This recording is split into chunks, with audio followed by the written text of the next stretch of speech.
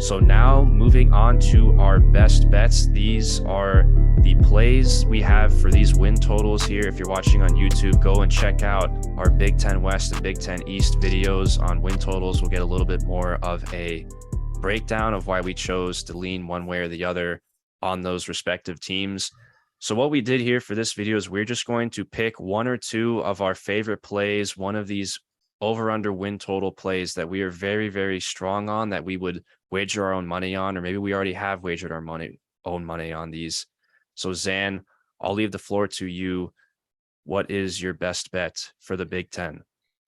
Well, when we opened up this dialogue today, we discussed how the Big Ten is just so hard to predict, especially this year with the lines being so close, and there's a lot of unknowns with some of these teams, so it could teeter either way.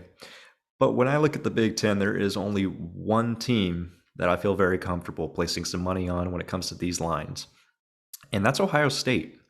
For all the reasons that we talked about, their line is 11.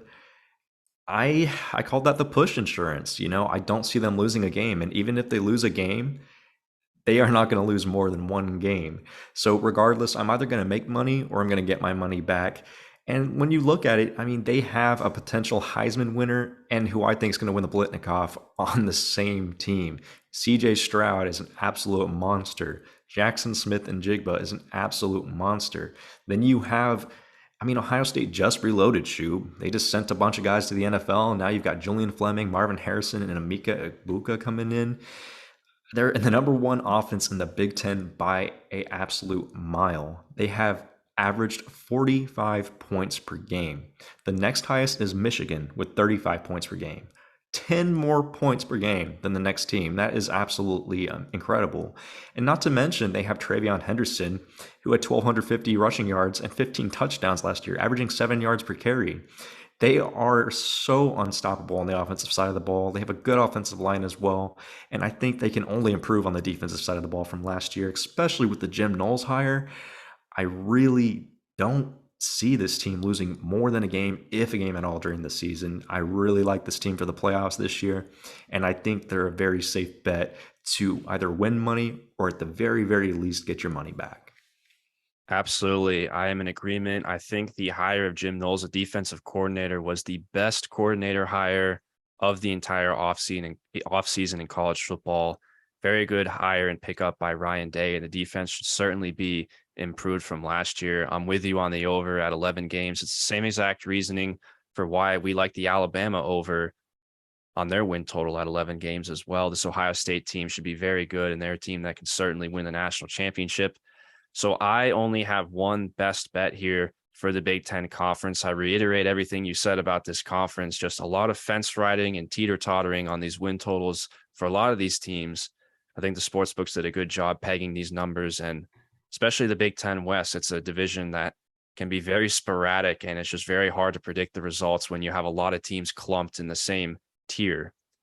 But my best bet is going to be from the Big Ten East, and it is going to be the Maryland Terrapins over 6 games. I knew it. I'm very high on this Maryland team. If you watched our Big Ten East prediction video, you'll hear me reiterate everything I said about this Maryland team.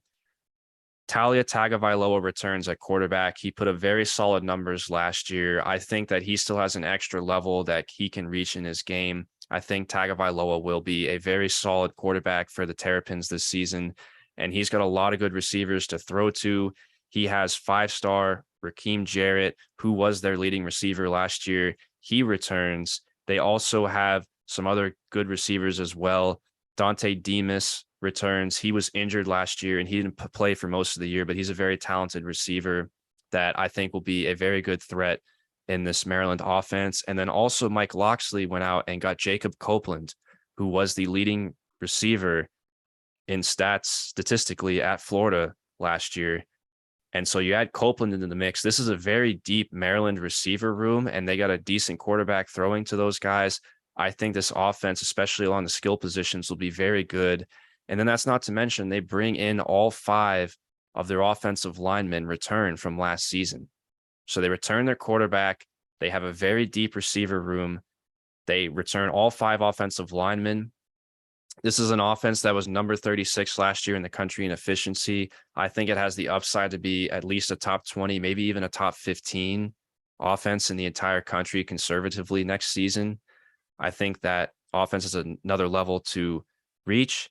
And of course, I really like their defensive coordinator, Brian Williams. He was promoted internally. If you look what happened to Maryland last year, they fired their previous defensive coordinator because they had a very awful defense that was number 104 in all of FBS and efficiency. And Loxley fired him and he promoted Brian Williams internally. I believe he was the linebacker coach. And he called the plays defensively for the final 2 games of the season. And Maryland held both of those teams to 13 and 14 points, respectively. I believe they were against Rutgers and Virginia Tech. So this Maryland team looked very different in the final 2 games of their season last year. And I think that's a little bit of a preview of what to expect going forward for the 2022 season. And one final point here, just looking at their schedule, I think that this team was able to go 6-6 in the regular season last year, despite having an awful defense. I think even if the defense will still probably be pretty awful, I think it can only be better than it was last year. But even with an awful defense this year, 6 wins is the floor because this offense can really carry this team to at least 7 wins. And again, just mentioning the schedule, I think their non-conference games are very winnable. They got Buffalo, Charlotte, and then SMU at home. And then they got a lot of winnable games at home as well. Purdue, Northwestern, Rutgers, Michigan State, at Indiana. I think they can win at least 2 or 3 of those games from that bunch, probably 3 of those games from the bunch I just mentioned. And if you look at that, they're already at 6 wins. I think that there's a very good value here on the over. I think this Maryland team has a very good shot to at least get 7 wins. 100% agree with you, Shoob. 100%. Their schedule is highly favorable to them. If their schedule was maybe a little bit different, I'd be a little bit iffy because of the defense, and I don't know how that's going to look. But given their offensive power and given the transfers, I do think that they are poised to beat that, or at very minimally get 6. So I think it is a safe bet. Well, with that being said, that's all the time that we have for you today. Thank you for tuning in to the Xan Shoob podcast. We appreciate you. And this is Xan Shoob signing out.